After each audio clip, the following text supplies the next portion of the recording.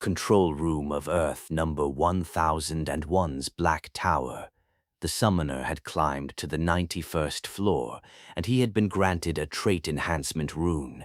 In the past, they would have been furious enough to half lose their minds, but strangely, their hearts were calm. What could they do? There was nothing they could do but watch. Besides, obtaining the rune had followed an entirely normal route, a gift for players setting out on a great journey. Assuming he had, that made 2. Well, whether he obtained 10 trait enhancement runes or 100, was there any way to stop him? If there was one thing to regret, it was everything they had done so far to stop that bastard. They should never have done any of it. A winter fared for nothing. If we'd stayed still, it wouldn't have come to this. Honestly, the trait enhancement rune was nothing. Having the corpse of an ancient dragon stolen, obtaining a dragon heart, and even recruiting a living adult dragon as a blood-summoned entity, that was what was truly fatal. Thanks to that, the great journey the summoner would undertake in the future would become much easier. Of course, easier didn't mean guaranteed success. Number 675 Black Tower. He didn't hear. His loms tendered as if dynam wart to doubt some 675 Black Tower. He didn't hear. He won't even accept a communication request. That was probably true. It would not be wrong to say that communication between the administrators of Earth number 675 and Earth number 1001 had been completely severed. So once again, we just have to watch quietly. Line to on and wide, the great journey. It began on the 91st floor of the Black Tower, but the actual mission location was not the Black Tower. The 91st floor was a kind of station. It connected the player to the actual mission site. That was why it could not be observed. Enough important more how the White Tower elevator than whether the great journey succeeds. Just how many floors have been unlocked? The White Tower elevator was a medium that connected dimension to dimension. However, not every floor of every White Tower was connected to the parallel universe Earth. There were worlds that were not Earth. In other words, there were floors belonging to multiversal worlds where the Black Tower had never existed. Nah, that was right. The summoner of this Earth was that kind of guy, always beyond imagination. Play just die of natural causes in reality. It had simply been predetermined to turn out this way. Soon everyone would know the summoner's identity, and if that led to conflict or strife, well, it'll be one of 2 things. He gets attacked or he gets protected. Which do you think the Earth Summoner will face? The senior administrator designer of Earth number 1001's Black Tower could not answer. In fact, on other parallel Earths, summoners died at the hands of fellow humans more often than they died in the tower. If this name reveal led to that outcome, how wonderful would that be? The summoner being eliminated by fellow humans. But the summoner of Earth number 1001 was completely different. He had grown powerful enough to turn the entire Earth into his enemy. Survivors, please give your most generous applause and encouragement to the top player, Bong Juhe. In a way no one had even imagined, player Bong's identity was revealed. Commissioner Jun Gwangil was on his way to a Sinchon pub, according to Cossack's plan, when he heard the world announcement inside the car.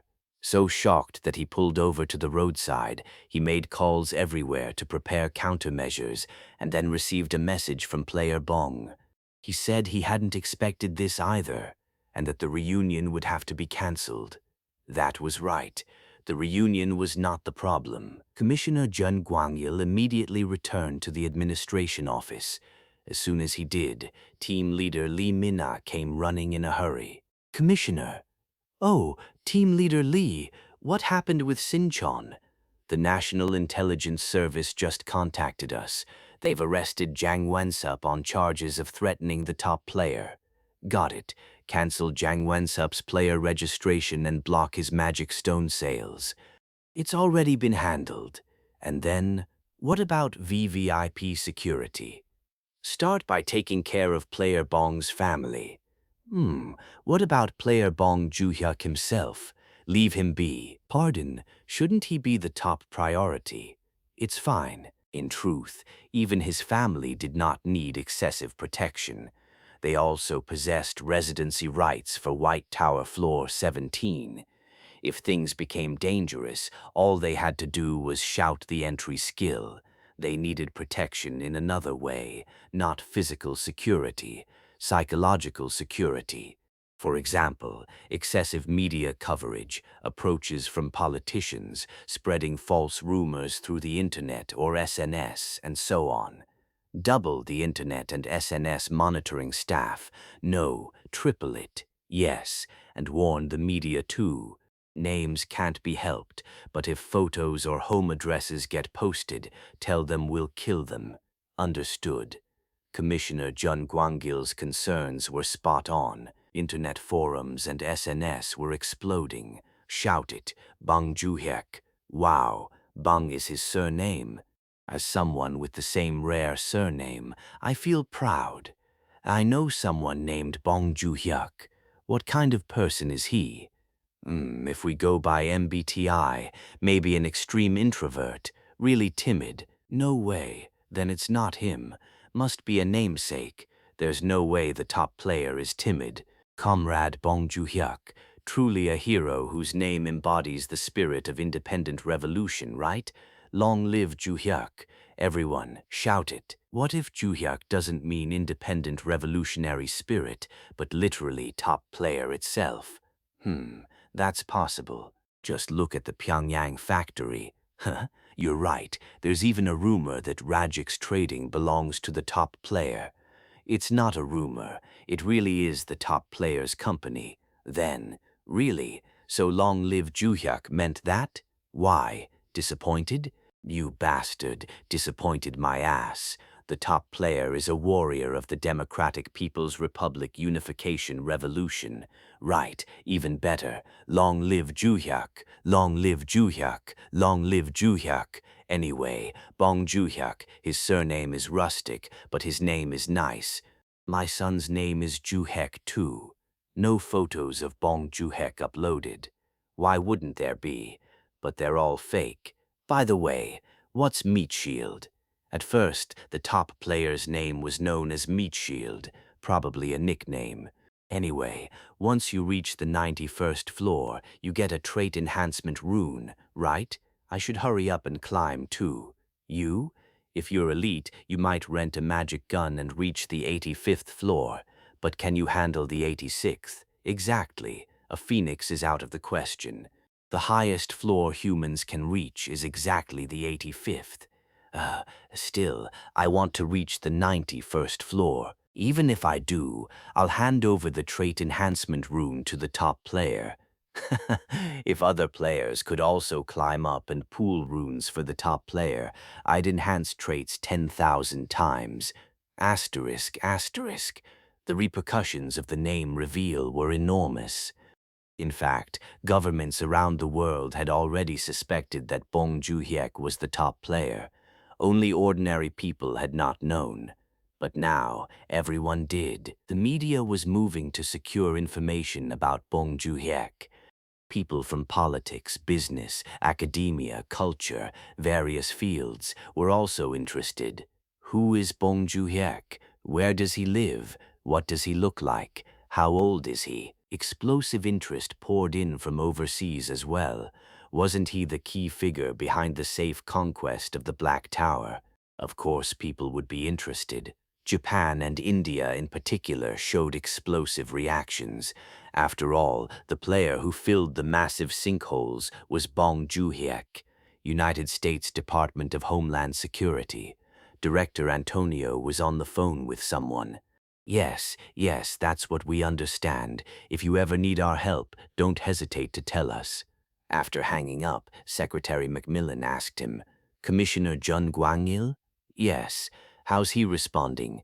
Other than reinforcing security personnel for player Bong's family, nothing in particular. Secretary Macmillan frowned. What about player Bong? They should strengthen security even if it means mobilizing the army. There are so many lunatics in the world. He must have a plan. That won't do. We should park at least one aircraft carrier near Korea. That's a bit. I'm worried about China. Surely they're not still out of their minds.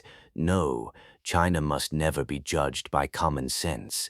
And wasn't it a country where the Liberation Rune necklace incident still had not ended? The potential risk factors had not disappeared. What if they try to pull something using the Liberation Rune necklace? There are scrolls, but we shouldn't overtrust the scrolls. We have to keep in mind that unexpected situations can arise anytime, anywhere, in any way. Director Antonio agreed. Now they had to redraw their strategy, because protecting Player Bong was more important than tower climbing. Japan, the Prime Minister's official residence. Prime Minister Maeda personally convened a cabinet officials meeting. So it really was this person. Yes, the owner of the Holy Sword, the supplier of tower hides. It was exactly the person we first predicted. What should we do? We need to take action and prepare a compensation plan as well. What should we give to the player who restored the Mount Fuji sinkhole? Well, I'm not sure myself. In any case, the revelation of the top player's identity was not bad for Japan. If anything, it was good, because now they could change the negotiation channel by contacting the top player directly without going through the Korean government. Prepare a press conference first. Yes, but the White House was faster. President Lloyd stepped forward with a press conference through a major news network and YouTube channel. We praise the achievements of the world's top player, Bong Joon-hyuk. Regardless of nationality, he is a treasure and savior of humanity. The United States will extend its full trust and support to player Bong Joon-hyuk.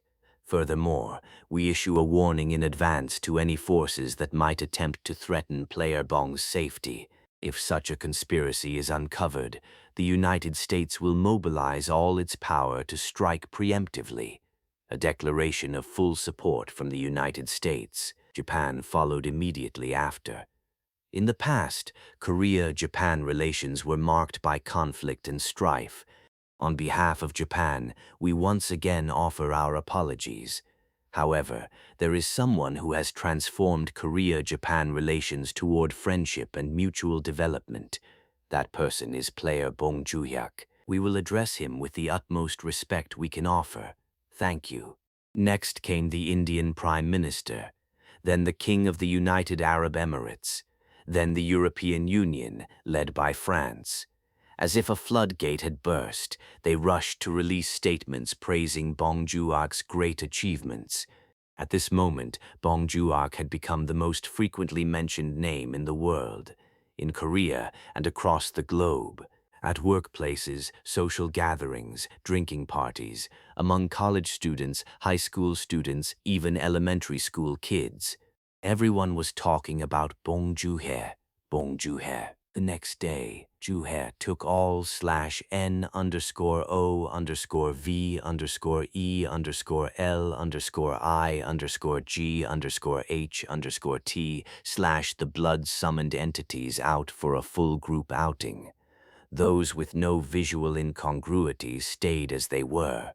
Unusual appearances like Duana, Radix, and L were altered using Krakus's polymorph magic. Bloodwolf was also shrunk down to about the size of a poodle. Even Mari, who suffered from severe social anxiety, came along. She wore a hat, a mask, and sunglasses. Still anxious, she stuck tightly to Joon-hyuk's side, holding his hand the whole time. The shut-in alchemist, Ali Amari. Wasn't she an elf by birth? Blonde hair and a slender face, a tall, lean figure with well-balanced proportions, long arms and legs. What would it be like if her face were revealed too? Even Veronica Caliber probably wouldn't be confident. Just her silhouette in modern clothing was enough to make passing men glance back at least once. Anyway, with 17 people moving together, including Joon-hyuk, it felt like a group of foreign tourists on a package tour in Seoul. In a crowd, they rode the subway. In a crowd. They transferred to a bus in a crowd. They walked on foot. They visited Namsan, entered Gyeongbokgung Palace, and even went up to the observation deck of Korea's tallest skyscraper. Everyone was happy. A world that had not collapsed, an Earth that did not even look like it might collapse. After roaming freely and sightseeing around Seoul, they rested at the White Tower due to the blood-summoned entity's manifestation time limits. In the evening, Ju-hyuk summoned the blood-summoned entities again. This time, the get-together was outside, partly to comfort Cossack, who was utterly dejected after his scenario ended in complete failure. "I'm fine." "Oh my, are you sulking?" Me, sulking over something like that? Now that it's come to this, I'll go with a different cliché." "What cliché this time?" "Surely not another scenario. The department store cliché, wearing shabby clothes while browsing luxury goods. Then some rude clerk comes over and says, 'Please don't touch the merchandise with your dirty hands.' And then?" At that moment, Summoner Bong pulls out a black card and says, "There's nothing worth buying here," then walks into the neighboring luxury store and pays for everything at once, and that rude clerk kneels and begs, "Oh dear." Or how about this one? What? The holiday family gathering cliché. We go to a relative's gathering, and then uncles and cousins all come over with shameless faces saying, "We've taken care of your family all this time, so pay us back. Ranjik's trading belongs to you, Ju-hyuk, right? Give us some shares too." Then the summoner makes an enraged expression. "Is that a holiday cliché? But my father and mother are both orphans, you know. Yes, they grew up in the same orphanage, so we don't have any relatives. Let's just go eat." "Yes, sir." The restaurant had been reserved in advance, a large meat restaurant. When they said a group of 17 was coming and asked for over 300 servings of beef by cut, it was an automatic yes. "All right, we'll have chances like this often." White Tower banquets were boring. Eating food prepared by others outside was better. It was not as though money was an issue. Let's give a round of applause to Mr. Krakus, who made it possible for us to roam freely around Seoul without worrying about prying eyes. Clap, clap, clap. The dragon's polymorph magic. It was truly flawless. The meal began. Meat sizzled on the grill. The drinkers gathered and toasted with mixed soju and beer. And then, murmur, murmur. Voices reached Ju-hyuk's ears. "Huh? That was strange. Did someone just say my name?" Listening carefully, "I really am hearing it." From the table behind him, Bong Ju-hyuk. From the table to the right, Bong Ju-hyuk. From the table to the left as well, Bong Ju-hyuk, Bong Ju-hyuk, Bong Ju-hyuk. "Oh, you've become famous." "Indeed." This old man feels oddly proud. This girl is somewhat concerned. "I fear mad scoundrels might defile the young master's name." "Well, so what? They don't know my face yet. If my face gets revealed, I can just change it with polymorph magic. Anyway, it feels like the whole world is calling my name." And right then, outside the restaurant, some drunk person shouted, "Long live Ju-hyuk!" Clang. What now? Other people burst into laughter, raising their hands and cheering along. "Long live Ju-hyuk!" Ugh, this is driving me crazy. My face burned hot. Is there anywhere I can hide? This won't do. I need to leave Earth for a bit. Take the White Tower elevator. Should I start from the second floor? Bong Ju-hyuk, a name that became the center of every topic after the world announcement. Ju-hyuk himself experienced it firsthand, in reality, in cyberspace like SNS, and even to the point of hearing it at places where people were having company dinners. For a timid man, it was hard to endure. That was the very reason he had tried to hide his identity in the first place. The people he worried about most were his family. When he called to check on them, "We're still fine. What about you? Nothing going on, right?" "I'm fine. Be careful. When you go out, make sure you're with people." "Yes, ma'am." If anything happens, just shout White Tower Floor 17 entry right away. Okay. Thankfully, nothing he feared seemed to have happened. Commissioner Jun Guangil was personally handling his family's security. He really was someone to be grateful to. I should build him a house out of medicinal tonics someday. Anyway, today's schedule was White Tower exploration. Up to the 5th floor had been unlocked. Let's start from the 2nd floor and go in order. How many floors does the White Tower even have? And it wasn't just the White Tower. The Black Tower was the same. He had broken through the 90th floor, but there was no way to know how many floors the Black Tower actually had. But the mission on the 91st floor, completion. Judging from that word, wouldn't the end be the 100th floor? 100 was a number associated with completion in many ways. If so, there were only 10 floors left to climb. But he had to be cautious. It would not be easy. Removal of completion deadlines, time separation, save functions. At a glance, it was not a mission that could be finished overnight. It might even take longer than the time it took to climb from the 1st to the 90th floor. Still, the tower collapse deadline was generous. There was no need to rush. First, he would explore White Tower floors 2, 3, 4, and 5 with the blood-summoned entities using the dimensional elevator. Then he would drink the elixir Mary would soon synthesize. Ideally, he would like to give it to any of the blood-summoned entities, but who would even drink it? He would have no choice but to take it himself. On top of that, he would do one more random summon, an event to welcome a new family member. And after living like that for a while, once it started to feel a bit boring, that was when he would finally accept the first mission of the great journey on the 91st floor. A perfect plan. With that in mind, we're recruiting members for the White Tower exploration. Too many people will make things crowded, so those who want to work can work, and those who want to rest can rest. As if they had been waiting for it, the blood-summoned entities shot their hands up one after another. In the end, he had no choice but to take almost everyone. Those staying behind in the White Tower were the production-type classes, Mary, L, Farmer Duu, and Bloodwolf. He piled into the elevator with the selected blood-summoned entities. When he pressed the button marked with the number 2, "Let's go! Let's go!" VR42 has lost ownership right. Another floor without an owner. That meant they were dead, just like Max Kruger, the former owner of the 1st floor. The 1st floor had been free, but the 2nd floor charged him mercilessly. Top-grade magic stones are plentiful anyway. He had received 1,500 kilograms in one go from a balance deal with the Black Tower Administrator of Earth number 675. After that, he had gotten more as mission rewards in the dragon sections, about 2,000 kilograms in total.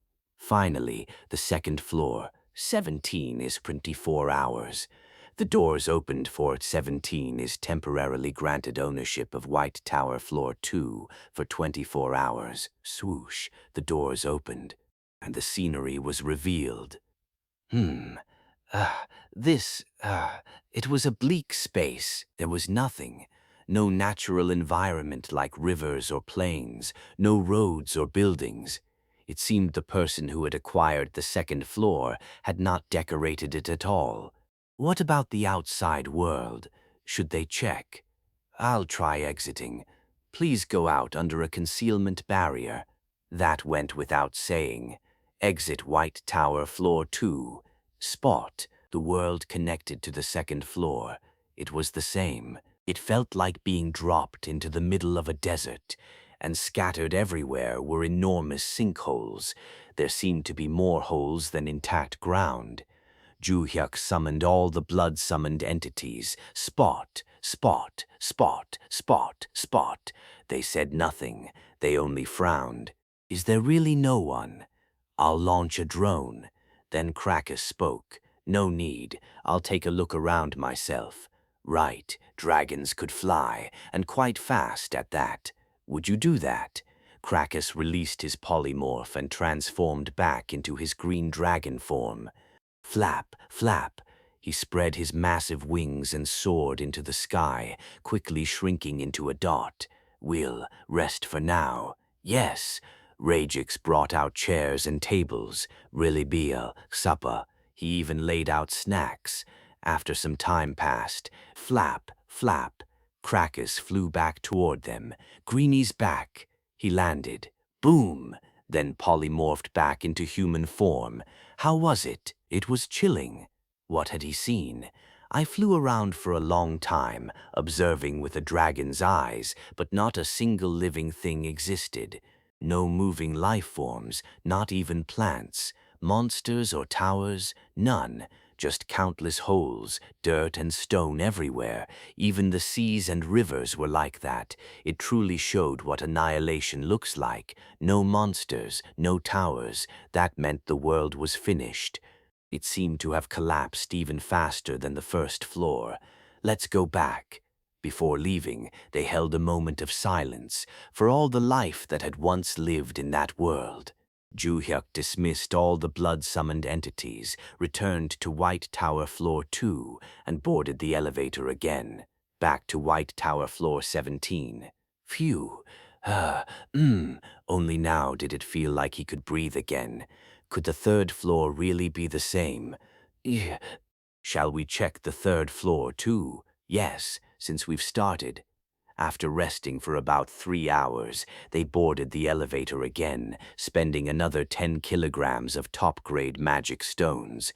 The third floor, just like the second floor, no owner. The environment was identical to the second floor, so much so it felt copy-pasted. A ruined world. A world where life had vanished. Fuck. It was devastating, thinking that this could have been their Earth. If they had not overcome Kabalan's curse on the 70th floor, they would have ended up like this. What now? Stop here. No, go all the way. But the fourth floor also had no owner. Well as hiet, nines rufertuens in it. Swoosh. The doors opened, and the sight before them, a field stretched out, and at the same time, hundreds of mounds of earth came into view. Graves? I think so. Are there people buried in them? But, Rajix shook his head. Nope, there's nothing. Empty graves, then? All of them? Juhyuk and the blood-summoned entities approached the graves. In front of each one lay a metal ingot, and on each ingot was carved a person's name.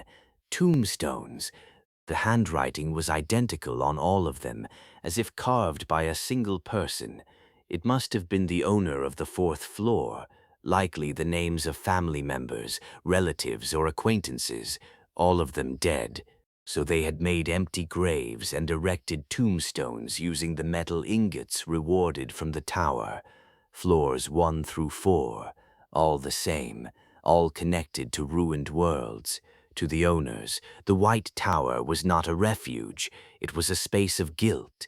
They alone had survived, unable to obtain even 1 kilogram of top-grade magic stones. What about the Mounday Pass that could be issued with high-grade magic stones? Those only appeared after completing the achievement for granting permanent residency rights. Only then were lower-tier options unlocked as rewards. In other words, you absolutely had to secure 1 kilogram of top-grade magic stones first to even issue trial or rental passes. What would have happened to Juhyuk if he had not had Mari? The place where Rajix mined naturally occurring top-grade magic stones was on the 84th floor. Until then, no one but Juhyuk could have come to the White Tower. And if he had not even had Rajix, was it the 87th floor where top-grade magic stones first appeared as mission rewards? The floor with the undead dragon? Only upon reaching the 87th floor could residency rights be registered. It was incredibly vicious.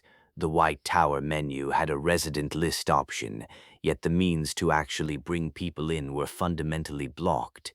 How desperately the White Tower owners must have longed for it, For the day, top-grade magic stones would appear as tower rewards, climbing the tower diligently every day, clinging to the futile hope that maybe today would be the day. Outside, the fourth floor was no different, completely annihilated. This feels awful. Not just him. Every blood-summoned entity felt the same. The remaining floor was the fifth. If that was the same too, should we put it off until tomorrow? No. If the fifth floor was the same, tomorrow would be just as depressing. Better to finish everything today. So even though it was late at night, they returned to the 17th floor and waited. Today's final stop. Please hang in there just a bit longer. We're fine, but Summoner, your mood. I'm fine too. After this, let's have a drink together. Very well. They boarded the elevator again, the fourth move. They had spent 40 kilograms of top-grade magic stones in total, but there was plenty. But then, this time there's no message about the owner being absent. Then, anticipation welled up. Could someone actually be there? The owner of the fifth floor. Ding! The arrival chime rang, and at that moment, what? A lute liege top wodanma. Holy, a lutent tislomda dimensional traveler exclusive auction house. Holy, did you hear that? Yes, yes, I heard it. This old man heard it as well. Wah, a link gate, a dimensional traveler, and an auction house. What was that supposed to be? The White Tower had something like this? Ding! Dennet sonum tandai maintainschums feverlaund. The door slid open, and before them appeared a large, oval-shaped, translucent barrier. So that's the link gate. What should he do? Should he go in there? At that moment, Cossack spoke up. Summoner Bong, I'll go in first. Wait! There was no time to stop him. Cossack trudged forward without hesitation, and then crrzzad, crackle, crackle, crackle. The instant he touched the link gate, a powerful surge of lightning crashed over him.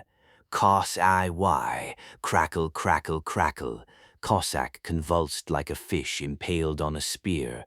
Was he being electrocuted? Gasp! If he died like this, Mr. Cossack, gah! Oh dear! I shall save the warrior. Meatshield grabbed him firmly. Gah! Kai-why! They barely managed to drag Cossack back into the elevator. What the hell was that? Oh damn, you should have said that earlier. But more importantly, what now? Are you okay? That must have been frightening. Cossack was still sprawled on the floor, twitching. The shock must have been severe. Should he drink a healing potion? He appears to be on the verge of death. Rather than letting him suffer, would it not be kinder to sever his neck cleanly and send him off in peace? Princess, no. Even if resurrection was possible, this old man will finish it. This mage shall incinerate his central nervous system. Shall I just freeze him solid? A small caliber round to the temple. Ugh! Dimensional farmhand, put the pickaxe away. This is an execution. Perhaps the blood-summoned entity's encouragement worked. Cossack rolled his eyes desperately and suddenly sprang up. I'm alive. I'm alive. I'm immortal Cossack. Thank goodness. In any case, Cossack did not qualify. Then who does qualify? All eyes turned to Juhyuk. Who installed the dimensional elevator in the first place? Me, the one with dimensional traveler qualifications. Gulp. Juhyuk swallowed dryly. Should I try? If he got electrocuted? Juhyuk extended 1 foot beyond the elevator door. Carefully, he moved toward the link gate, hesitant, slow, tentative, in, out, in. Seems fine. Nothing happened. Phew. Clap, clap, clap, clap, clap. The blood-summoned entities applauded Juhyuk's courage. Test complete. The qualified dimensional traveler was Juhyuk. Wait here for a moment. I'll go in and come back. Please be careful. Don't go up without me. Do you take us for traitors, young master? Let's go. An auction house, huh? A place exclusively for dimensional travelers. The items up for auction surely would not be ordinary. Whew. He took a deep breath and stepped into the link gate. Chuhyuk entered, and spot. The environment changed. Wow! He was standing in a long corridor, and lining both walls were rows of locker-like compartments. Ding! Welcome, Pumt, new dimensional traveler Bong Juhya. He was standing in a long corridor. Exclusive auction house may be used once per day, so he could come every day, though each visit would probably cost 10 kilograms of top-grade magic stones. An arrow appeared on the floor. Following it, he spotted a locker among the many, one that gleamed conspicuously. That must be it, written on the locker. Amazing to think the White Tower had a place like this. More accurately, this probably was not the White Tower itself. It was connected to the 5th floor via a link gate, a separate, isolated space. Should he open it? He grabbed the handle and pulled. Huh? 3 compartments came into view. There were labels. The top compartment was for auction listings. The middle compartment was for successful bids. The bottom compartment was for barter exchanges. So this really was an auction house. The top was for items to sell, the middle for items won, and the bottom for barter. He did not know how the system worked yet. Best to just follow instructions for now. What could he list? Among his inventory, what had any value? Top-grade magic stones, obviously. That should work. Juhyuk carefully took out several chunks of top-grade magic stones and placed them in the auction listing space. Instantly, ding. What? Top-grade magic stones were currency, so trades were conducted using them. Then what could he list? His inventory mostly had magic stones and equipment. Equipment was out of the question. He had only kept essentials on him. Rajix's subspace bag had tons, but still. This is tricky. Nothing to list? Should he take off his clothes and sell those? Wait, there was one thing. The most expensive item he owned. The 1,000,000,001 wristwatch he had been wearing for the reunion scenario. Click. He removed the watch and placed it into the auction listing space. Ding, ding. How much should he set it at? It was just a wristwatch after all. It could not be worth much here. A auction house will assess the item's value automatically. Do you agree? That was fine with him. Agree. Whoosh, the item vanished. Ding, first to register an item in the Dimensional Traveler auction house. Oh, rewards already? Whoosh, oh, he could check it back on the 17th floor. How nommed. Dine, Wend. However, item collection, payment, and exchanges for successful bids may only be completed at the auction locker, so he could check it back on the 17th floor. How nommed. Let's try it. Check auction status. Instantly. Ding. Whoosh. A flood of hologram-like icons and text floated before his eyes. Secret manual. 24 forms plum blossom sword technique. Current bid. 3,478 kilograms of top-grade magic stones. Mineral. True gold ingots, 100 kilograms. Current bid, 2,157 kilograms of top-grade magic stones. Spellbook, lightning storm. Current bid, 3,022 kilograms of top-grade magic stones. Material, dragon heart. Current bid, 51,567 kilograms of top-grade magic stones. What the hell is all this? They're even selling dragon hearts? And the bids were utterly vicious. He had thought he was pretty wealthy, but I can't even bid with what I have, even if he emptied Rajix's subspace bag. And now he was curious. How much would his wristwatch sell for? At least 10 kilograms of top-grade magic stones, right?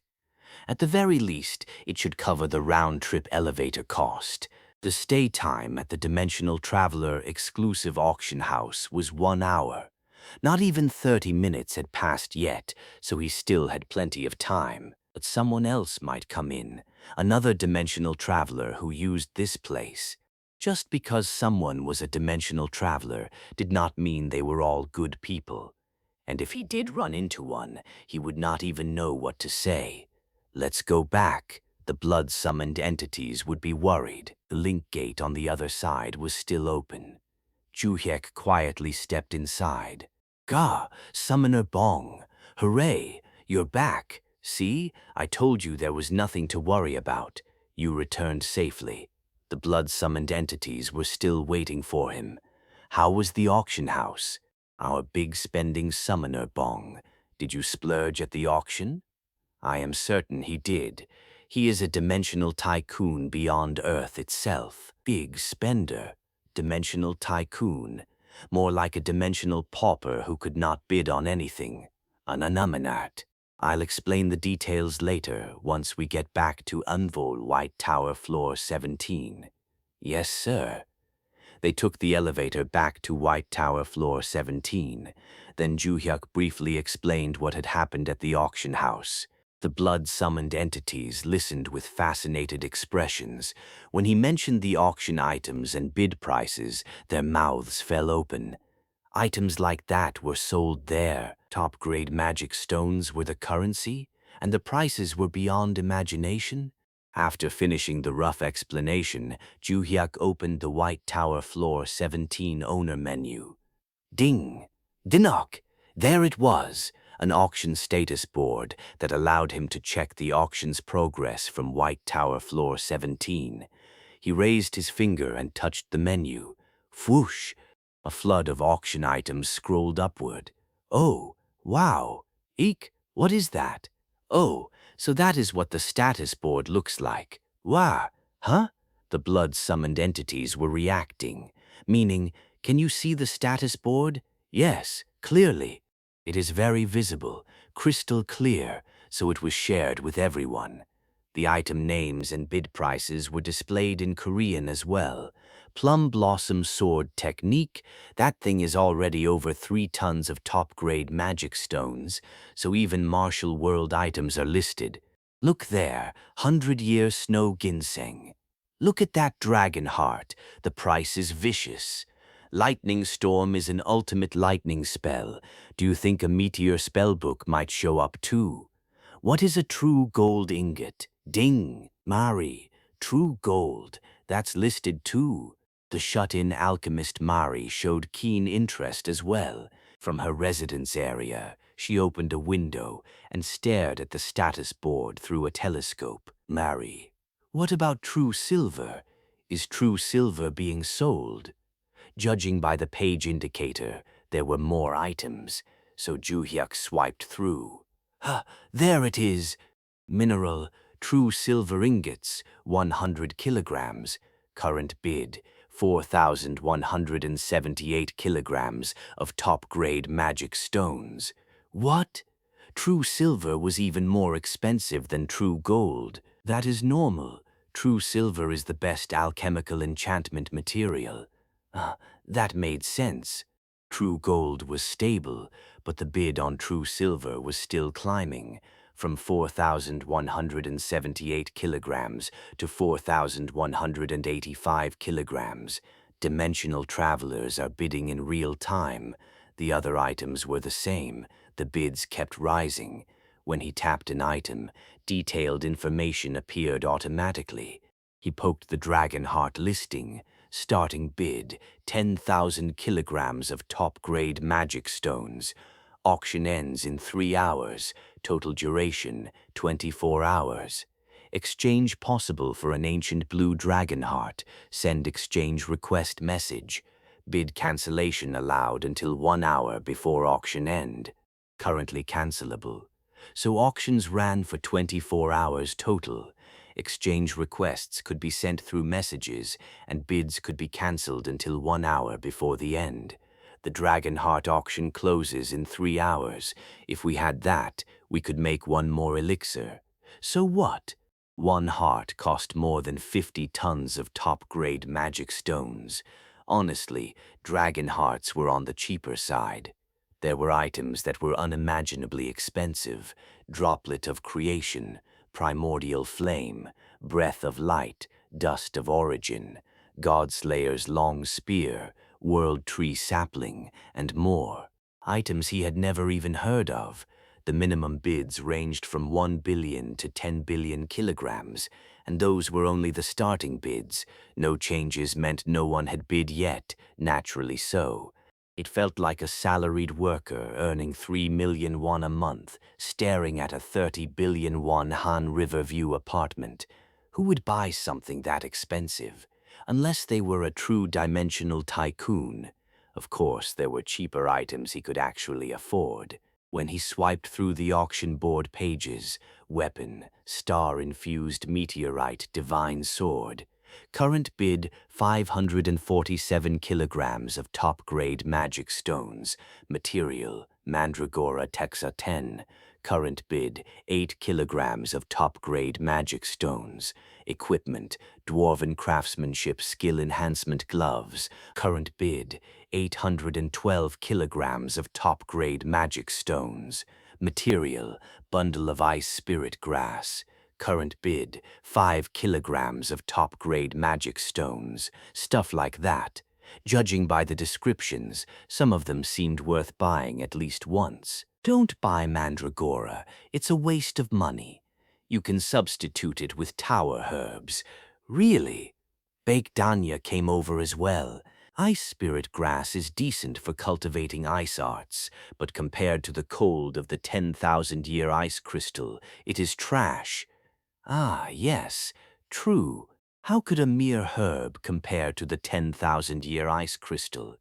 If you wish to cultivate ice arts, summoner, all you need to do is hold my hand tightly. Sorry, but he had no intention of cultivating ice arts. Still, there are a few things worth buying, because they were cheap. Oh, right. He had almost forgotten. What happened to the wristwatch I listed? He had not expected much. Even weapons, equipment, Mandragora, and ice spirit grass, confirmed treasures, were going cheap. In a market like this, how much could a wristwatch that only told time be worth? If someone bid on it at all, that would already be a blessing. Let's see, the wristwatch. Come to think of it, that was strange. There were no earth-made items like wristwatches listed at all. Well, of course, if something as trivial as a watch showed up among treasures, people would laugh. Ah, I shouldn't have listed it. Regret welled up. He should have listed a piece of equipment instead. Then he noticed. Ah, there it is. An entry with the name Bong Ju Hek at the top. And beneath it, in small text, items currently being auctioned, active bids. He raised his hand and tapped it. Ongoing auction, accessory, K-Tech Flip Grand Complete Wristwatch. Interesting. Even the product name is exact. The watch Juhyuk had listed. It had been about an hour since he posted it. The bid price, current bid, 3,335 kilograms of top-grade magic stones. Huh? What? Holy 3,000? And only an hour had passed? What the hell? He thought he had misread it, but no. Tap, tap, tap. Even now, the bid was climbing at a terrifying speed. A dark room. Whirr! The noisy fan of an old gaming laptop spun loudly. An old man furiously clicked his mouse and keyboard, fully immersed in a game. A moment later, phew, that's the ending. Another character completed. That makes 99 completed characters. The old man's name was Lumos. He was a great sage of the Gintavar continent, and he had secluded himself in the Forest of Delusion for 100 years. Even games are getting boring now, naturally so. He had devoted 30 years to a single game. If only I could play multiplayer, but there's no such thing as a network connection. Electricity was not an issue. With a bit of adjustment to lightning magic, he could supply the laptop with stable voltage and current. Oh, right. What time is it? Lumos raised his wrist and checked his electronic watch. A solar-powered digital watch. 1 hour left. About 1 hour remained until the lightning storm spellbook he had listed in the Dimensional Traveler exclusive auction house finished selling. Auction status board. Instantly, flash, the auction list appeared before his eyes. Ongoing auction, spellbook, lightning storm, current bid, 3,054 kilograms of top-grade magic stones.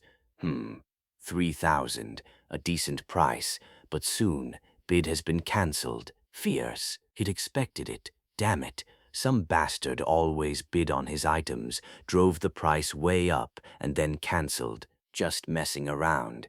It was a common occurrence in auction houses, and it had not happened only once or twice. It had happened yesterday, too. Anything that seemed even slightly expensive was always cancelled 1 minute before bids became non-refundable. That Dragon Heart or martial arts manual would be cancelled too. Guaranteed. If I ever meet that bastard, I'll kill him. But he did not know who it was. And even if he visited the Dimensional Auction House in person, there was no way to meet them. Even if he went there, he would be alone anyway. That was simply how the Dimensional Auction House worked. Dimensional travelers could not meet one another face to face. There were many users, but all of them were isolated from each other. They could only use their lockers, placing bids, receiving winning items, or inserting and retrieving exchanged goods. Dimensional travel. It had been about 100 years since Lumos became a traveler.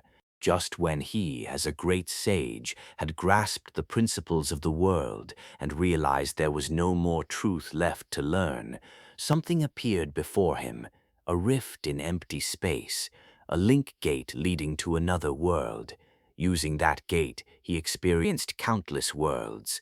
The dimensions Lumos visited included a world of magic, a world of spirits, a world of martial arts and internal energy, a world of magitech, and a world of demi-humans.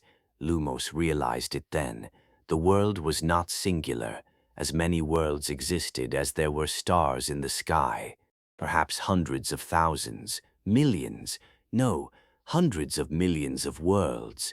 Thus, Lumos traveled dimensions. At first, it was fascinating and exhilarating. After all, they were worlds completely different from his own. But little by little, he grew indifferent. They were unfamiliar, yet at the same time, strangely familiar. In the end, they were all much the same. Civilizations built upon magic power and mana. What was so special about that? Then, just once, perhaps due to a malfunction of the link gate, he ended up in a civilization he had never seen in his life, a strange world called Earth. Earth. A civilization with no mana and no magic at all, one built entirely upon the laws of science. Good heavens, such a civilization existed. Lumos was instantly captivated by that world. Like a country bumpkin arriving in the imperial capital for the first time, he wandered Earth in a daze, drinking in its civilization. But the time was far too short. He was allowed to stay in Earth's civilization for only 3 days. Before he could truly experience anything, he was expelled back to his own world. He could not even take a single item with him. Other worlds had not been like that. He could stay a month, 2 months, as long as he liked. He could take any item without restriction. Fine. The first time had been chaotic. He had not even looked around properly. But the second time would be different. He would prepare thoroughly and experience it to his heart's content. But that was the end of it. A second chance never came. The link gate to Earth never opened again. The regret was overwhelming. Was there truly no way to go again? Then one day, Lumos acquired the qualification to use the Dimensional Auction House as a dimensional traveler. Through that, he also learned that there were countless dimensional travelers besides himself. And then, after submitting his first auction listing and browsing the status board, he saw it. A gaming laptop. A laptop! Was that not a machine born from Earth's scientific civilization? And he was seeing it here. Lumos's eyes went wild. Even if he could not go to Earth itself, he could obtain Earth items through the auction house. He poured his entire fortune into it and succeeded in winning the bid. It was a used item. It even had game programs installed by its previous owner.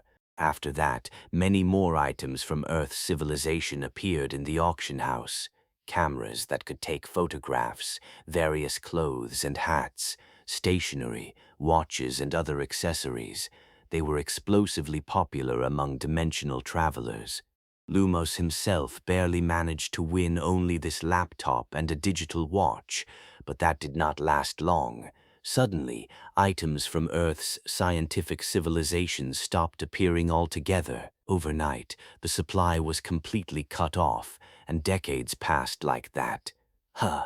Why were they not appearing? If he had never experienced them, that would be one thing. But he had already tasted it. The dimensional auction house only had magic books, martial manuals, weapons, equipment, and materials now. Just like today, dragon hearts, martial arts manuals, alchemy materials. Why would I buy this crap? Lumos absent-mindedly turned the page, and then, What? Was he imagining it? He rubbed his eyes and looked again.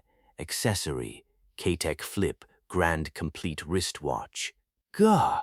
A wristwatch, and not just any watch. A luxury brand so expensive even on Earth. Insane! Had Earth items suddenly resumed appearing at auction? The bid price?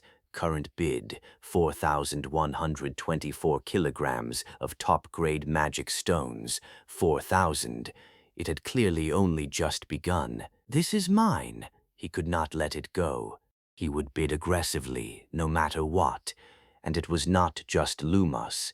Countless dimensional travelers were plunging into the bidding war, the martial world.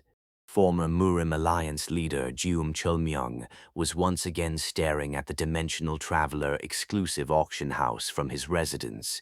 100 years ago, after personally slaying the demonic heavenly demon who had plagued the martial world, he entered secluded cultivation to heal his internal injuries. In the process, he attained enlightenment.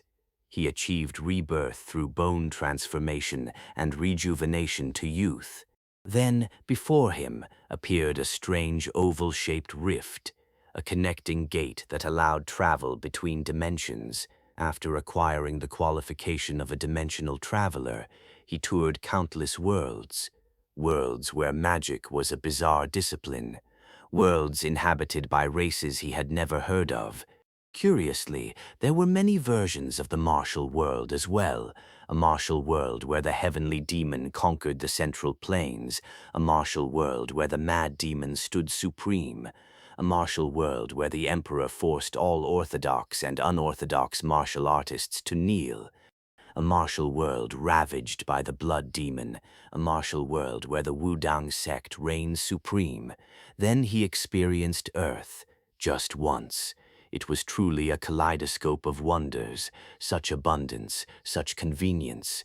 Foods he had never tasted, iron carriages that moved on their own, and skyscrapers soaring into the heavens. But he was quickly expelled.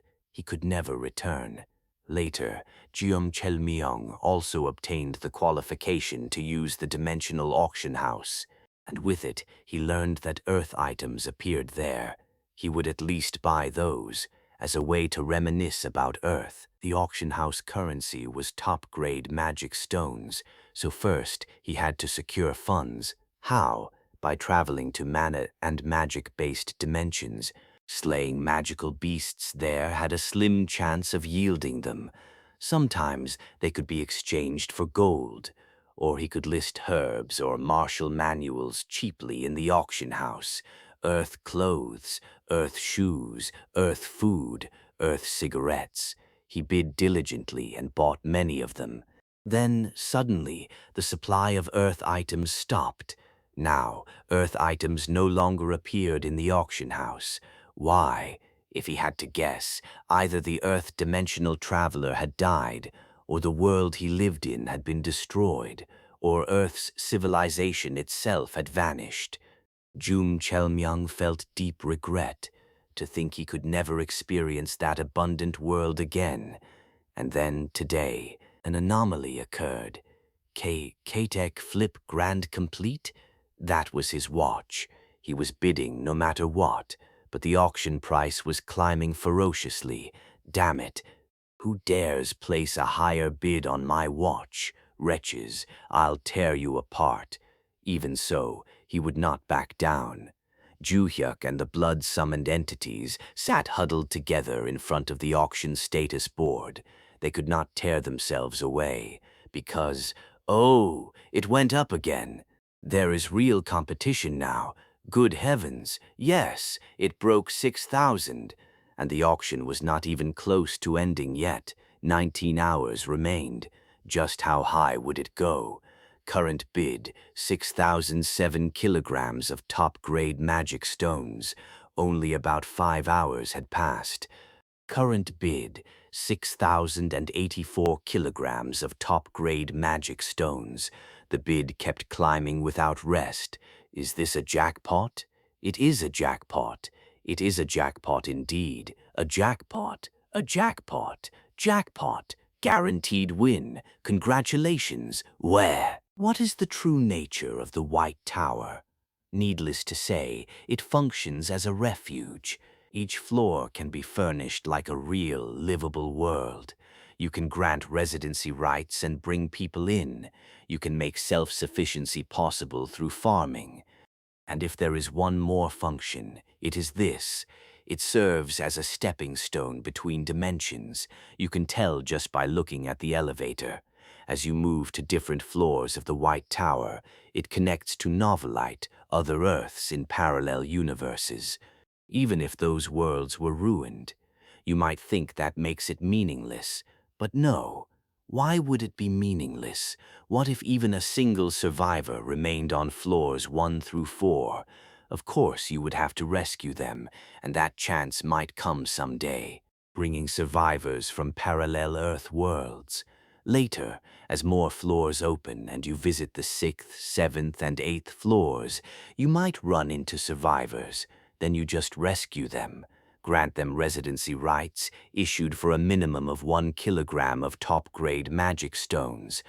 For that reason, the dimensional auction house on the 5th floor of the White Tower was the easiest way to secure top-grade magic stones. An auction house on the 5th floor of the White Tower. I never would have imagined it. That is not quite right. It's not? It is more like a terminal. That was right. Juhyuk agreed with Kyundale's words. Even if you went to the 5th floor of the White Tower, you still had to take a link gate to reach the Dimensional Traveler exclusive auction house. The 5th floor was only a relay station. The real Dimensional Traveler exclusive auction house must be somewhere no one knew. Anyway, the auction was proceeding smoothly. In truth, the watch had only been listed as a test. Compared to the other impressive items in the auction house, it was trash tier. Would anyone even bid on it? He had thought no one would even glance at it, but he was wrong. Accessory. Katek Flip Grand Complete Wristwatch. Current bid, 6,203 kilograms of top-grade magic stones. Looking at the details, starting bid, 1,000 kilograms of top-grade magic stones. Time remaining, 18 hours out of 24. Exchange item, not specified. Bid cancellation, allowed until 1 hour before auction end. It started at 1,000 and had already climbed past 6,000. Honestly, even now, he did not understand. Was that really worth that many magic stones? The value of an item is decided by the buyer. That was true, but still, the bidding speed has slowed down a lot.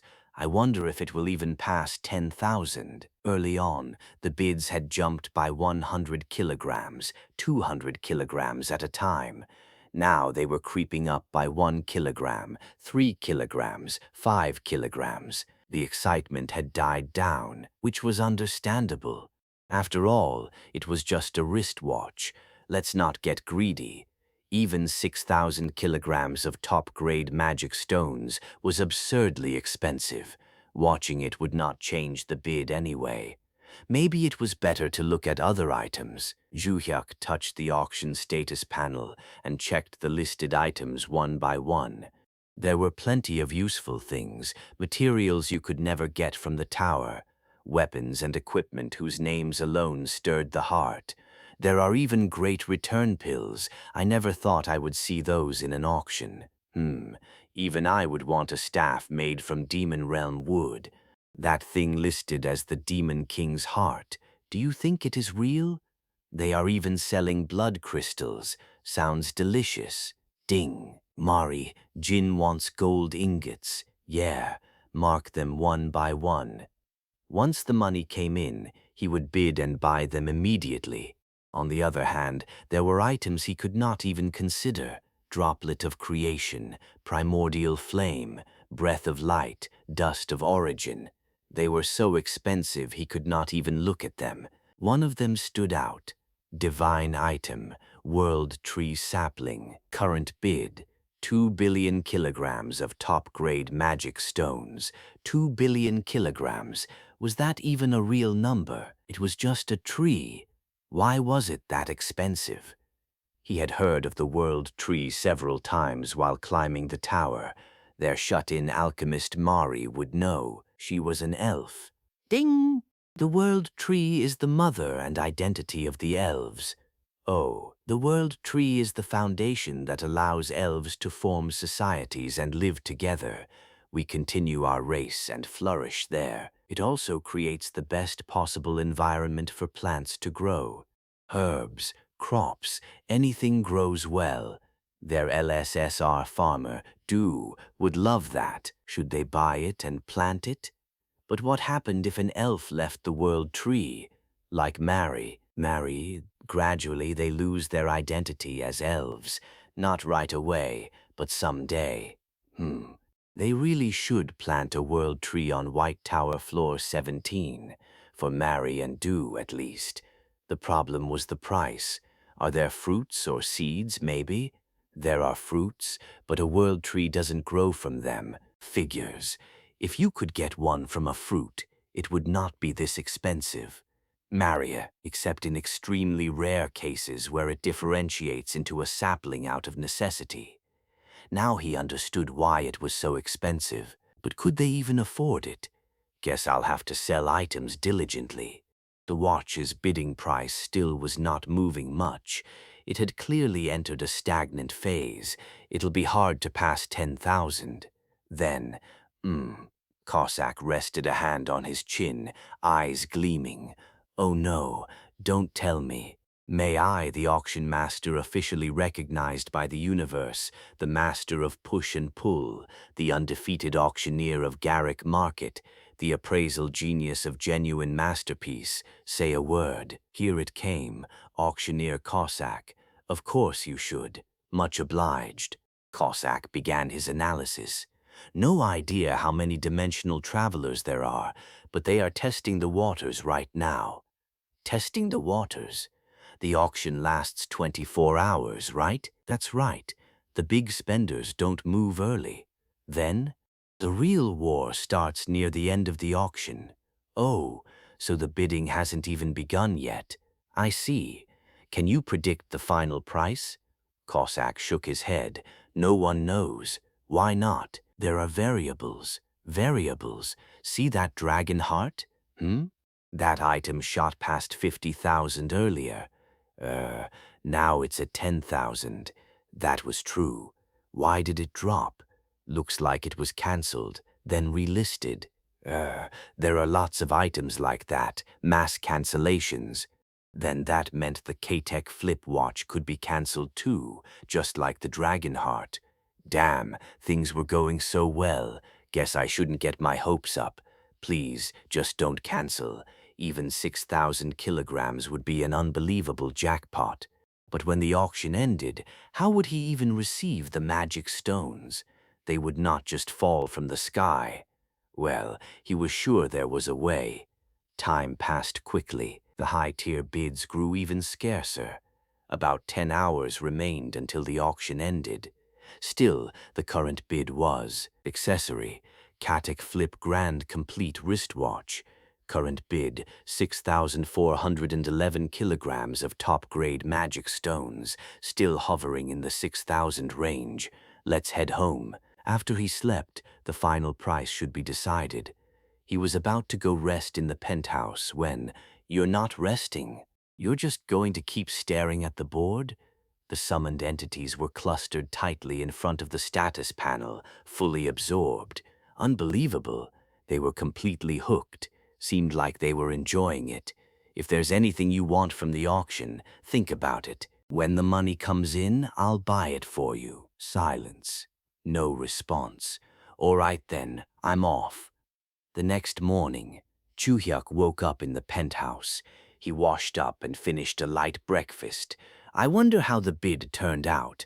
If it reached around 7,000, that would be plenty. Even that would be more than enough. Who would have thought dimensional travelers would be interested in a wristwatch with no magical functions at all? Had they never been to Earth? They called themselves dimensional travelers.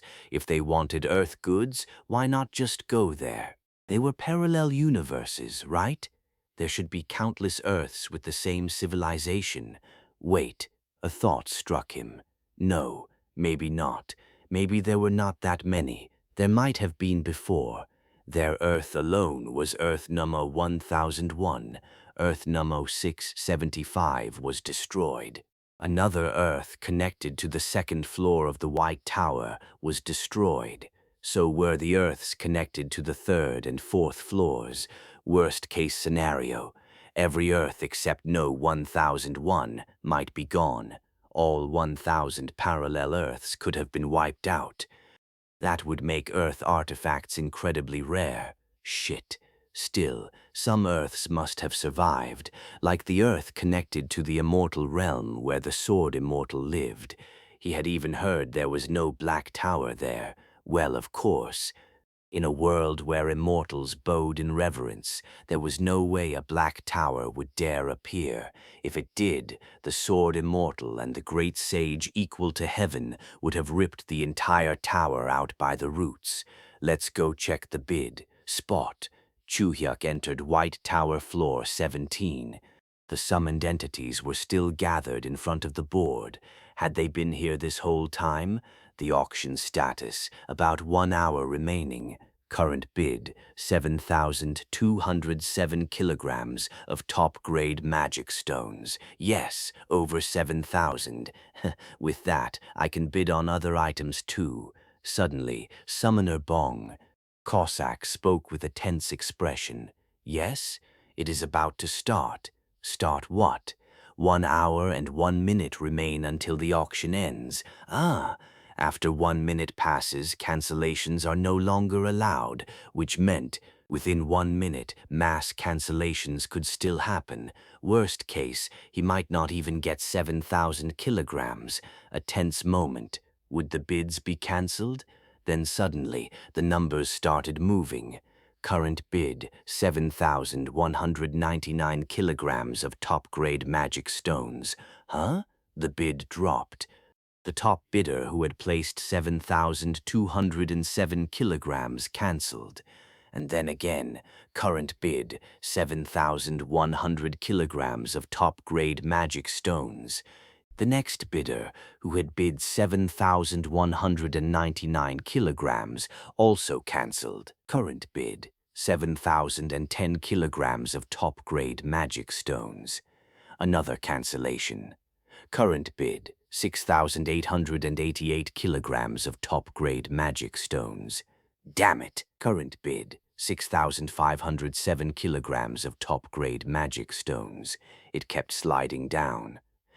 Current bid, 5,622 kilograms of top-grade magic stones. What the hell? This was like a stock hitting the daily lower limit. Were they all cancelling in a chain? At this rate, it would hit rock bottom. But Cossack's expression did not change at all. He stared sharply at the status board. 20 seconds left until cancellation closes. After 20 seconds, bids could no longer be cancelled. The highest bidder would be forced to take the watch. Please, no more cancellations. It was already in the 4,000 range. He had thought he would get 7,000 kilograms. 3,000 had evaporated in an instant. Countdown starting. 10, 9, 8, 4, 3, 2, 1. The last moment. 0. Cancellation locked. The current amount? Current bid, 4,517 kilograms of top-grade magic stones. Phew, thank goodness. At the very least, he would get 4,500 kilograms. That alone was huge. 4,517 kilograms of top-grade magic stones meant 4,517 residency rights cards. He was more than satisfied. And then, squirm, the number on the auction board moved again. Current bid, 5,017 kilograms of top-grade magic stones. Huh? The bid jumped by 500 kilograms in an instant. Tap! Current bid, 5,517 kilograms of top-grade magic stones. Another 500. Gulp! Juhyuk swallowed hard. Something was happening. Cossack seemed to sense it too. He sprang to his feet, pointing at the numbers on the board. Go! K-Tech flip grand complete. That was the signal. Tap, tap, tap, tap, tap, tap. The numbers went wild. The bid price shot upward violently. Accessory, K-Tech flip grand complete wristwatch. Current bid, 6,044 kilograms of top-grade magic stones. It passed 6,000. Current bid, 10,874 kilograms of top-grade magic stones. It broke 10,000. Current bid, 21,115 kilograms of top-grade magic stones. Over 20,000. Current bid, 30,052 kilograms of top-grade magic stones. It reached 30,000. Holy hell. Tap, tap, tap, tap, tap, tap. It was climbing like it had gone insane. My God, is this a dream or reality? It's reality. The big spenders are finally clashing. Ah, they're generous big spenders. As a fellow dimensional traveler, he truly respected them. Spend more, more, more, more. Current bid, 54,114 kilograms of top-grade magic stones. Oh yeah, it just kept going up, relentlessly. Blink once, and the number leapt by thousands. 1 hour passed in a flash. And the final result? Final price, 104,397 kilograms of top-grade magic stones. Woo! This is a massive jackpot! Congratulations! You did it! Clap, clap, clap, clap, clap. Thunderous applause filled the air. Juhyuk looked overwhelmed with emotion. Thank you, seniors. This junior, this newbie dimensional traveler, I'll live diligently. VRRR. Ding. On the 5th floor of the White Tower, the elevator doors opened. I'll go collect the magic stones. We'll wait here. Don't worry about us. Go comfortably. FWOsh. Stepping into the link gate that led to the Dimensional Traveler exclusive auction house. No one here. What if he ran into the Dimensional Traveler who bought the watch? No one. They would not let them meet. If they could meet here, auctions would be meaningless. They would just trade face to face. Where was my locker again? There. His locker was shining. He could not even touch the others. There were no name tags either. Creak. Juhyuk opened the locker. Huh? Several tickets were visible inside the payout space. 9 red tickets and 1 white ticket. What's this? He picked one up. Thondetitin Souths, Ilila Canand, Iliba thou inbrins 58 kilograms of top-grade magic stones. The white ticket contains 3,958 kilograms of top-grade magic stones. Wand, Wuthathanyon, Ililau Naistananium in Damonbultiaponarn. Duffentetitin Sound, Dunlustand, Wayne Yumium in Dumdium Gillakarn. Do the tickets go into the inventory? Slip? They do. Next, all that was left was listing another item for auction.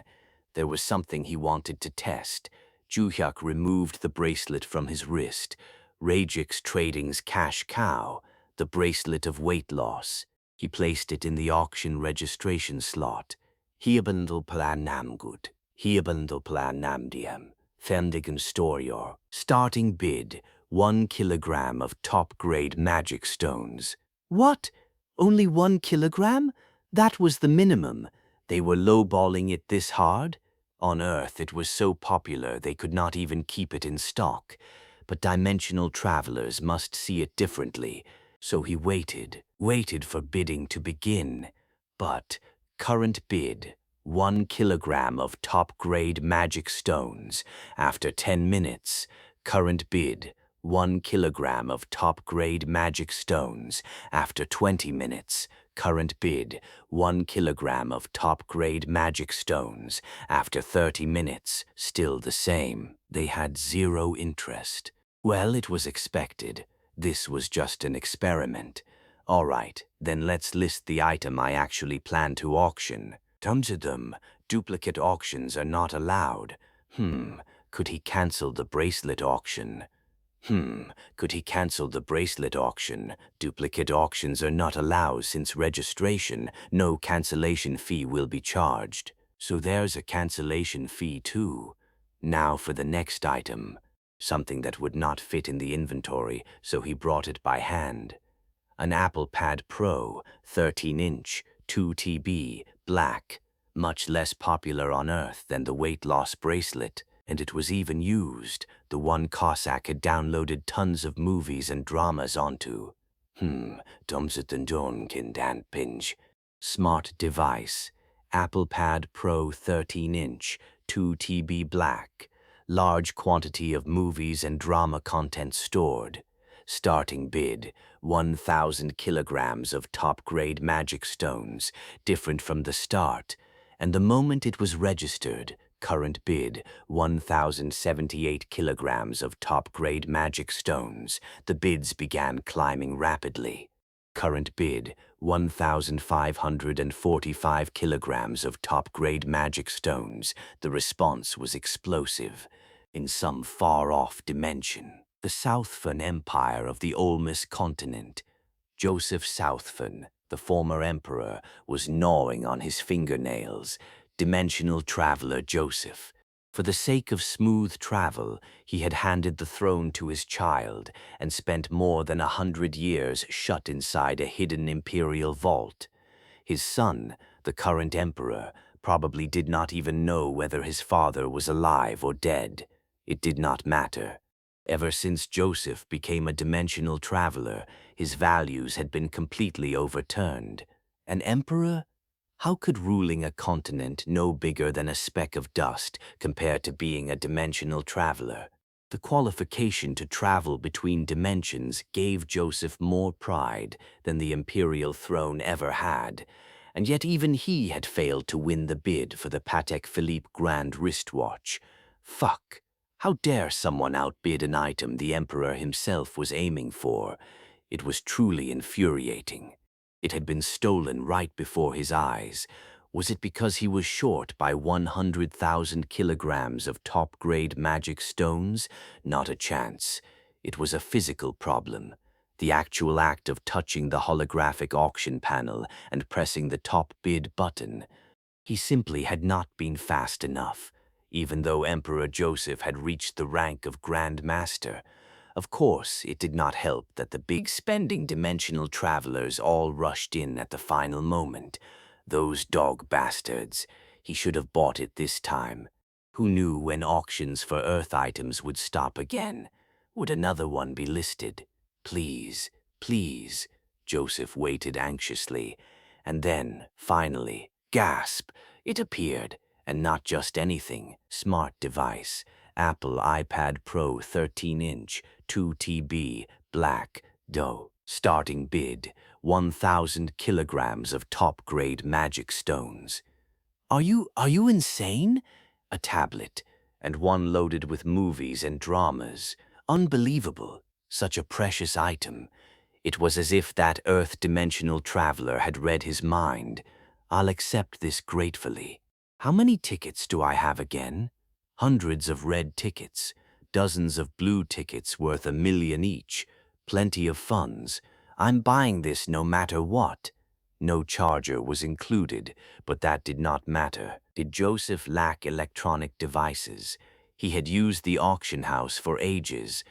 A magic circle supplying the correct voltage and current would do just fine.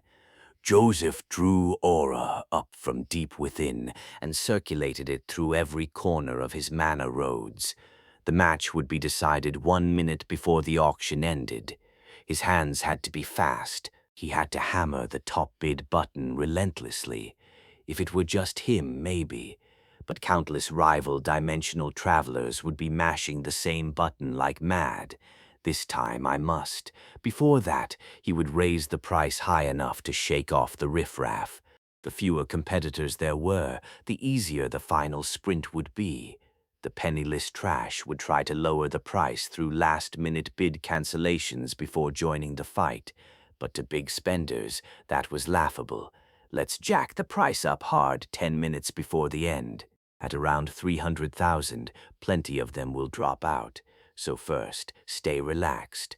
Practice touch inputs for bidding. Time passed. The full 24-hour auction dragged on, boring Joseph to death. Finally, 1 hour remained. Now it was time. Current bid: 170,557 kilograms of top-grade magic stones. Already 170,000. Then, 10 minutes before the end, current bid: 305,661 kilograms of top-grade magic stones. 300,000. Enough. He could raise it more, but he restrained himself. If he spent everything here, how would he bid in the next auction? The other dimensional travelers knew that too, which was why everyone was carefully managing the price. It's begun. Tap, tap, tap, tap. Emperor Joseph hammered the bidding hologram with a crazed expression. One touch triggered an automatic top bid, but someone else would immediately overbid him. From 1 minute before the end, he had to press it like a madman, because the ending time was not exact. No one knew when the auction would end. Due to time differences between dimensions, it might end seconds early or seconds late. That uncertainty drove people insane. Ugh! Joseph screamed as he tapped. Brilliant aura clung to his body. His hands moved at a speed invisible to the naked eye. Tap, tap, tap, tap, tap, tap, tap, tap. It's mine. I'll have it. And then, Thalmund Sath, former Emperor Joseph Southfern, stood there, completely stunned. The auction end message had appeared, but there was no success notification. Damn it, another failure. From a hidden chamber deep within the imperial vault of the Southfern Palace, a deep sigh quietly leaked out. White Tower Floor 17. Juhyuk wore a beaming smile. So much for a dimensional tycoon. Say that again later. If you keep sucking up magic stones, you'll be a tycoon yourself someday. I didn't expect the tablet to be this popular. Of course it is. Travelers or not, most of them are country bumpkins from backwater dimensions. Seeing paradise tier items probably made their eyes pop. Hey now, calling them bumpkins, those are our precious bidders. My mistake. The customer is king. Exactly. Someone had dropped 500,000 kilograms of top-grade magic stones on a single iPad. Just 2 auctions had produced absurd results. After fees, he held 58 tickets worth 10,000 kilograms each. The item information on one ticket was this: Doom Die Die ticket at Sinort red ticket. Effect: contains 10,000 kilograms of top-grade magic stones. When torn, the magic stones pour out. Feature: the ticket itself can be used as currency. Damn, how much money was one of these worth? The magic stones had not even hit the market yet, but the mana value of top-grade magic stones was 1,000 times higher.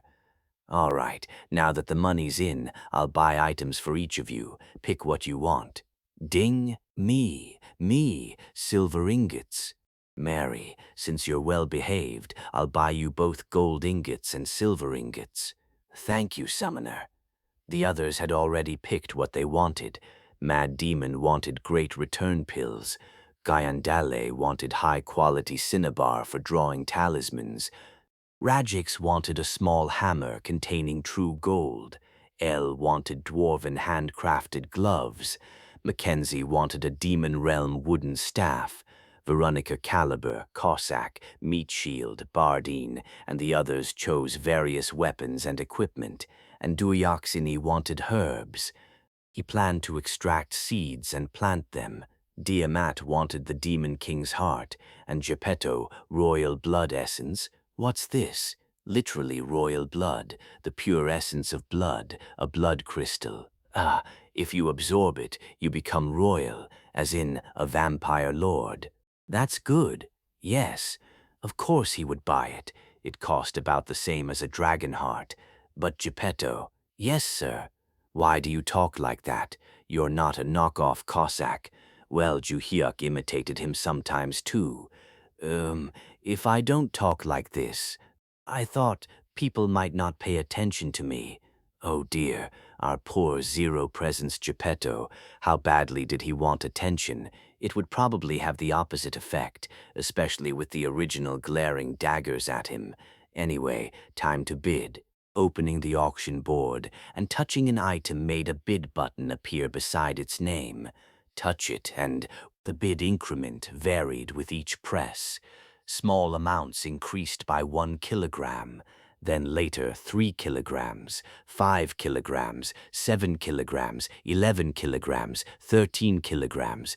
He had no complaints about the pricing system, but if there were many competitors, it would be a headache. You would have to keep pressing non-stop, glued to the board. For ultra-popular items like tablets, competition would be fierce, like reserving tickets for a superstar concert, hogging 5 PCs in an internet cafe and mashing the mouse. Fortunately, the items Juhyuk wanted were not popular. Top bids barely happened. Still, someone might outbid him occasionally, so someone had to stay there. What do I do about this? I can't even rest. Wait, Cossack. Yes, sir. Original Cossack reporting. You see the bid button, right? I see it. Try touching it. Cossack raised his hand and touched the bid button. It works, it works, it works. So it does. Yes, it does. Whoa, it worked. Auction boards were shared, and proxy bidding was possible. Well, summoned entities and the summoner were not strangers. Take turns proxy bidding and buy the items. I'll give you magic stone storage tickets.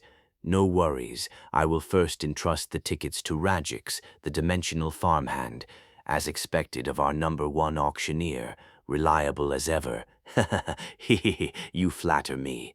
On White Tower floor 17, laughter bloomed. Even without climbing the tower, there was this much to do. Time flew by. Every day, once a day, he stopped by the auction house, registering items for auction and bringing back the magic stone tickets he received in return. They won plenty of items too. Just the top-grade magic stones spent for the summoned entities amounted to about 400,000 kilograms, not a waste at all. To someone sprinting toward becoming a dimensional tycoon, that was pocket change. How did you retrieve items won at the auction? Simple. They put those into tickets as well, like this. Great Return Pill Storage Ticket. Effect. A Shaolin Great Return Pill is stored inside. Tear it to obtain the pill. Feature. The ticket itself can be traded. Extremely convenient. At this point, the auction house fully deserved its commission.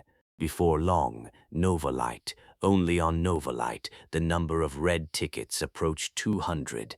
That meant 2 million kilograms of top-grade magic stones. In tons, that was 2,000 tons. Framazement Nokum, Cull. Once the number of red tickets grew large enough, a high-value exchange menu opened in the dimensional auction house. A new 100 red tickets for 1 blue ticket. Oh, Then let's exchange just 100 red tickets, and then Veman 100 red tickets into the locker exchange slot, and then SHHHHH. The 100 red tickets vanished, and a single blue ticket appeared. Vemend fide they stiesne, reidans, pikiets mans beard realams bleens, modrigipedamin. Feature, the ticket itself can be traded. It was basically a check. After blue, what came next? If 100 blue tickets made 100 million black or gold? Guess I'll find out once I collect 100. It would not take long. The enthusiasm for Earth goods was still blazing hot. In the meantime, he listed all kinds of items: luxury bags, premium liquor, high-end cigarettes, assorted snacks with chocolates and candies. Those sold well too, but they could not compare to tablets and laptops, especially media devices packed full of content. Those fetched the highest prices. He had just bought and listed the latest gaming laptop as well. The bidding price shot up at a terrifying pace. Senior dimensional travelers, I'll keep supplying plenty for you. For your junior, spend as much as you like. Let's plant a world tree on White Tower floor 17. While he was completely immersed in auction fun, the long-awaited event finally happened. Homebody Mary completed 2 alchemy items at once. Thanks to the pure gold and pure silver ingots, it was finished faster than expected. One was a homunculus body. The other was a reinforcement elixir. So this is the reinforcement elixir? Yes, it was a golden liquid. Just looking at it, the luster was dazzling, but the quantity was absurd. A full 1.5-liter plastic bottle.